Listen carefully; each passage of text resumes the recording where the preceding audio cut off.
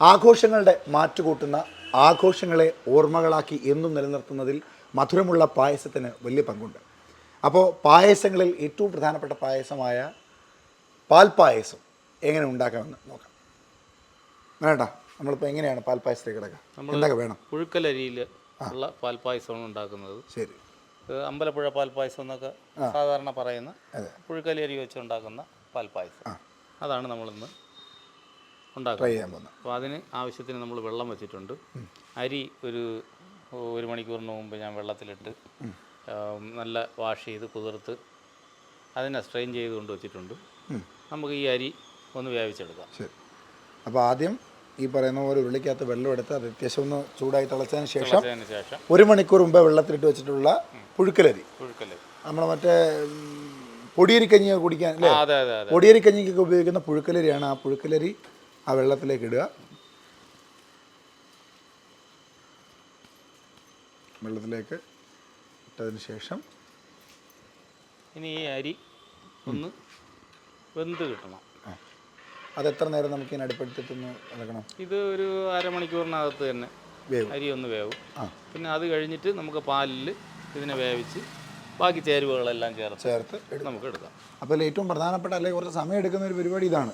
അരി വെന്ത് കിട്ടണം. അത് ഏത് പായസത്തിനായാലും ഇപ്പോൾ അടയാണെന്നുണ്ടെങ്കിൽ അട വേവിച്ച് എടുത്തതിന് ശേഷമാണ് നമ്മൾ പായസത്തിൻ്റെ പരിപാടിയിലോട്ട് കിടക്കുന്നത്. ഏറ്റവും പ്രധാനപ്പെട്ടതും ഏറ്റവും ആദ്യത്തേതെന്ന് പറയുന്നത് ഈ ഇങ്ങനെ ഒരു ഉള്ളിക്കകത്ത് നമ്മൾ വേവിച്ചെടുക്കുന്നതാണ്. ചിലർ പറയും, അയ്യോ ഇത് ഇത്ര ഉള്ളായിരുന്നോ, ഇതിങ്ങനെ ആയിരുന്നോ എന്നൊക്കെ ചോദിക്കുന്നവരുണ്ട്. പക്ഷേ ഇത് ഇത്ര ഉള്ളോ എന്ന് ചോദിക്കുമ്പോഴും ഇതിൻ്റെ കൂട്ട് അല്ലേ, ഇതിൻ്റെ അളവ്, ഇതിടുന്ന രീതി, ഇതിൻ്റെ പാകം, ഇതൊക്കെ ഒന്ന് എക്സ്പീരിയൻസും മറ്റൊന്നൊരു കലയും തന്നെയാണ്. ഇത് രണ്ടും ഇല്ലാത്തവർക്ക് പാചകം ചെയ്യാന്ന് പറയുന്നത് ലേശം ബുദ്ധിമുട്ട് തന്നെയാണ്. അതുകൊണ്ട് ആ പാചകകലയെ പലപ്പോഴും പലരും പറഞ്ഞിട്ടുണ്ട്, ഇത് ഇത്രേ ഉള്ളൂ അല്ലേ, ഇത് വീട്ടിൽ ഞാൻ എപ്പോഴും ഉണ്ടാക്കാൻ കഴിയുന്നല്ലേ ഉള്ളൂ, ഇതെന്തോ വലിയ പാടാണോ? ശരിയാണോ, എളുപ്പം പോലെ തോന്നും. പക്ഷേ ഇതൊരു കലയാണെന്ന ബോധ്യമുണ്ടാകണം. ഇതിന് ഒരു ദൈവികമായ കലയാണ്. അതിനെ ആ രീതിയിൽ തന്നെ നമ്മൾ ബഹുമാനിക്കുകയും ആ രീതിയിൽ കാണേണ്ടതായിട്ടുണ്ട്.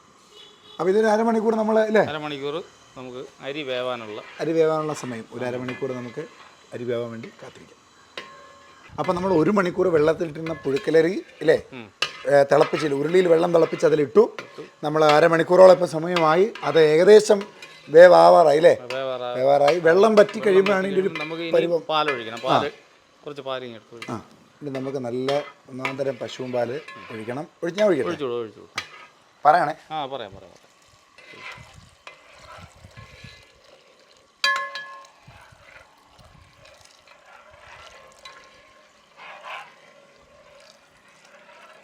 അതപ്പോൾ ഈ അരി മുഴുവൻ നിറയുന്ന അത്രയും പാലൊഴിക്കണം അല്ലേ? പാലൊഴിക്കണം.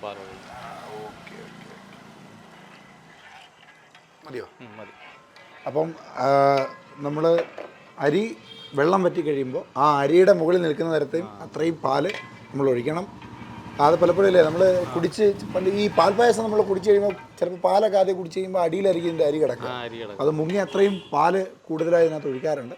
അപ്പം അങ്ങനെ പാല് കൂടുതലായി ഒഴിച്ച് പാലിൽ ഇതൊന്നുകൂടെ ഒന്ന് ചൂടായി ഒന്ന് പരുവപ്പെട്ട് വരണം. കുറച്ചുകൂടെ പരുവപ്പെട്ട് ഒന്ന് വരേണ്ടതായിട്ടുണ്ട്. കുറച്ച് വീണ്ടും തിക്കാവുന്നതനുസരിച്ച് നമ്മൾ പാലൊഴിച്ചു കൊടുത്ത് ജ്യൂസാക്കി എടുത്തുകൊണ്ടിരിക്കും.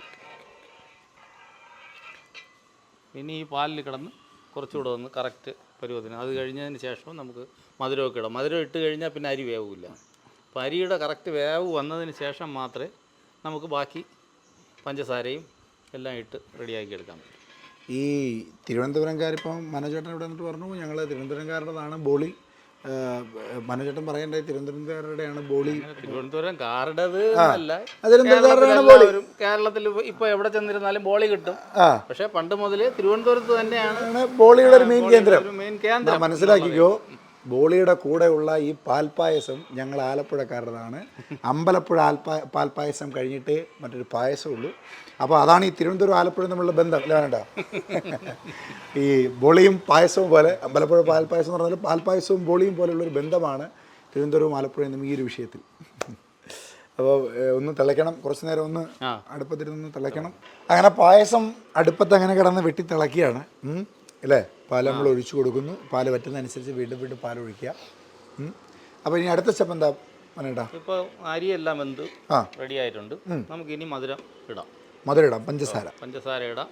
പഞ്ചസാര ആവശ്യത്തിനിട്ട് കുറച്ച് മിൽക്ക് മെയ്ഡ് ഞാൻ വാങ്ങിച്ചു വെച്ചിട്ടുണ്ട്. ആ അപ്പോൾ പഞ്ചസാരയും പിന്നെ മിൽക്ക് മെയ്ഡും ഒഴിച്ചതിന് ശേഷം അത് കഴിഞ്ഞ് വേണമെങ്കിൽ പഞ്ചസാര അതുകൊണ്ട് ആവശ്യത്തിന് ഒരു നമുക്കിപ്പം ഒരു 1/4 കിലോ പഞ്ചസാര ഇട്ട് നോക്കാം. ഇട്ട് നോക്കി മധുരം പാകമാണെങ്കിൽ മിൽക്ക് മെയ്ഡും ഒഴിച്ച് എന്നിട്ട് മധുരം നോക്കിയതിന് ശേഷം വേണമെങ്കിൽ ഇടാം. വേണമെങ്കിൽ സാധാരണ നമ്മൾ ഈ പായസത്തിനകത്ത് അണ്ടിപ്പരിപ്പ് കിസ്മിസ് ഒക്കെ ഇടില്ല, ഇതിൽ അതിലിടാറില്ല. ഇല്ല ഇതിൽ അണ്ടിപ്പരിപ്പ് കിസ്മിസ് അങ്ങനെ ഒന്നുമില്ല. ഇതിൽ യഥാർത്ഥ ഈ പാല് നല്ല വറ്റി ഇതിൻ്റെ ഈ അരിയുടെയും പാലിൻ്റെ എല്ലാം കൂടെ ഉള്ള ആ ഒരു ഫ്ലേവറാണ് ഇതിന് ആവശ്യം. അതുകൊണ്ട് അതിൽ വേറെ സംഗതികളൊന്നുമില്ല, ഒന്നും വേണ്ട. അപ്പം നമുക്ക് പഞ്ചസാര ഇടാമോ? ഇടാറായോ? പഞ്ചസാര ഇടാം. അപ്പോൾ ഇപ്പോൾ നമ്മൾ ഇടുന്നത് ഇത് എത്ര ലിറ്റർ പായസം കാണുന്നത്? ഇതിപ്പോൾ നമ്മളൊരു 3 ലിറ്റർ പാല് ഉപയോഗിച്ചിട്ടുണ്ട്. 3.5 ലിറ്റർ പായസം ഇല്ല അത്രയൊന്നും വരില്ല, ഒരു 2 ലിറ്റർ 2.5 ലിറ്റർ. ഓ വറ്റി പോകില്ലേ? 2 ലിറ്റർ പായസത്തിനകത്ത് 1/4 കിലോ 1/4 കിലോ അരിയാണ് ഞാൻ ഉപയോഗിച്ചത്. 1/4 കിലോ അരി 1/4 കിലോ അരിയിൽ പിന്നെ 3 ലിറ്റർ പാൽ ഒഴിച്ചിട്ട് 3 ലിറ്റർ പാല് അപ്പോഴായിട്ട് നമ്മൾ 3 ലിറ്റർ പാൽ ഒഴിച്ചിട്ടുണ്ട്. പിന്നെ അരി വേവിക്കാൻ വേണ്ടിയിട്ട് ഒരു 1/2 ലിറ്റർ വെള്ളം നമ്മൾ അല്ലാതെ ഇത്ര തന്നെയാണ് ഇതിൽ മെയിനായി വെള്ളമായിട്ട് നമ്മൾ ഉപയോഗിച്ച വെള്ളവും പാലും എല്ലാം കൂടെ ഒരു 3.5 ലിറ്റർ ഉപയോഗിച്ച് നമുക്ക് മിൽക്ക് മെയ്ഡ് ഇടാം. ഇനി നമുക്ക് കുറച്ച് മിൽക്ക് മെയ്ഡ് ഒഴിച്ചു കൊടുക്കാം.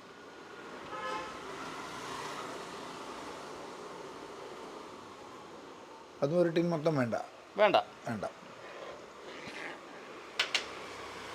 ഇപ്പോൾ ആവശ്യത്തിനുള്ള മധുരം നമ്മൾ ഒഴിച്ചു കൊടുത്തിട്ടുണ്ട്. അപ്പോൾ ആ പുഴുക്കലരിയുടെ കളറും പിന്നെ ഈ പാല് വെന്ത് വന്നപ്പോഴത്തേക്കുണ്ടായ കളറുമായിട്ട് ആ ഒരു പ്രത്യേക ഒരു ചുവന്ന കളർ വന്നിട്ടില്ലേ, ഈ പായസത്തിൻ്റെ ഒരു പ്രത്യേകതയും ഇതാണ്, ഈ ഒരു കളറ്. അതാണ് ഈ അമ്പലപ്പുഴ പാൽപ്പായസത്തിന് മാത്രം ഉണ്ടാകുന്ന ഒരു ചെറിയൊരു കളർ വ്യത്യാസം ഉണ്ടല്ലേ, ഈ പറയുന്നൊരു ചുവന്നൊരു കളർ വ്യത്യാസം. അത് അത്ര നേരം നമ്മൾ ഇത് ഉരുളിയിലിട്ട് തിളപ്പിച്ച് പാല് വറ്റി വരുമ്പോഴത്തേക്കും അത്ര നേരം തിളപ്പിക്കേണ്ട ആവശ്യമില്ലല്ലേ, പെട്ടെന്ന് റെഡിയാക്കി എടുക്കാം. പക്ഷേ ഇതുപോലെ കളറായി വേറൊരു രുചിയാണ്. പാല് വറ്റി വരുമ്പോഴത്തേക്കും ആ പാലിൻ്റെ ഒരു ടേസ്റ്റ്, അത് ഒരു പ്രത്യേക ഒരു ടേസ്റ്റാണ്. അപ്പോൾ ആ കളർ ആകാൻ വേണ്ടിയിട്ട് വേണമെങ്കിൽ കുറച്ച്. അത് മാത്രമല്ല ഈ അരിയുടെയും കൂടെ, ഈ ചമ്പാവ് അരിയുടെയും കൂടെ ഒരു ചുവയും ഇതിലുണ്ട്.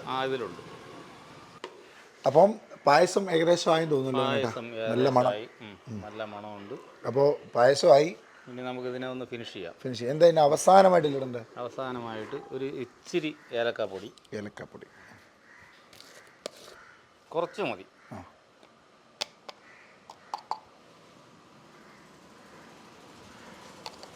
ഏലക്കാപ്പൊടി, നെയ്യ്, ലേശം നെയ്യ്, ലേശമല്ലല്ലേ അത്യാവശ്യം നെയ്യ് ഒഴിക്കും.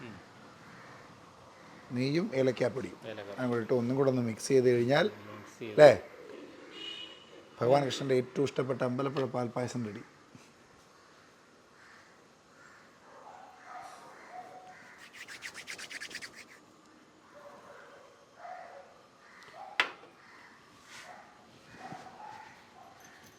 അപ്പം അമ്പലപ്പുഴ പാൽപ്പായസം റെഡിയായിരിക്കുകയാണ്. ഈ പാൽപ്പായസം നിങ്ങളെല്ലാവരും വീട്ടിൽ തയ്യാറാക്കി നോക്കണം. എന്നിട്ട് അതിൻ്റെ അഭിപ്രായം കമൻറ്റ് ബോക്സിൽ രേഖപ്പെടുത്തണം. ഇനിയും ഇതുപോലുള്ള നിരവധി ഡിഷുകളുമായിട്ട് മനോജേട്ടൻ നിങ്ങളുടെ മുമ്പിലെത്തും. എന്തായാലും ഈ തിരുവോണ നാളിൽ എല്ലാവരും നിങ്ങളുടെ വീടുകളിൽ നമ്മളിപ്പോൾ നിങ്ങൾക്ക് വേണ്ടി തന്ന ഈ വിഭവങ്ങൾ ട്രൈ ചെയ്ത് നോക്കുക. അപ്പോൾ എല്ലാവർക്കും M5 ന്യൂസിൻ്റെ ഹൃദയം നിറഞ്ഞ തിരുവോണാശംസകൾ. മരണ്ട നമ്മുടെ ബോളിക്കകത്ത് പാൽപ്പായസം ഒഴിച്ച് ബോളിയിലോട്ട് പാൽപ്പായസം ഒഴിച്ച് ട്രൈ ചെയ്യാൻ പോവാണ്. അപ്പോൾ തിരുവനന്തപുരത്തുകാരുടെ സ്വന്തം ബോളി വെച്ചു. ഇനി ആലപ്പുഴയുടെ സ്വന്തം പാൽപ്പായസം വയ്ക്കാൻ പോവാണ്.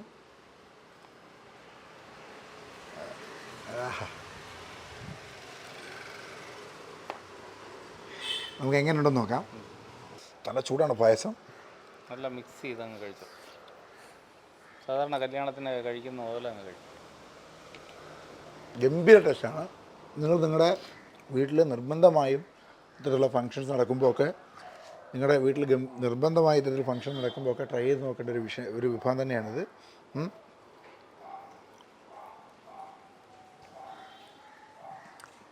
അപ്പോൾ എല്ലാവരും ഇത് വീട്ടിൽ ട്രൈ നോക്കുക.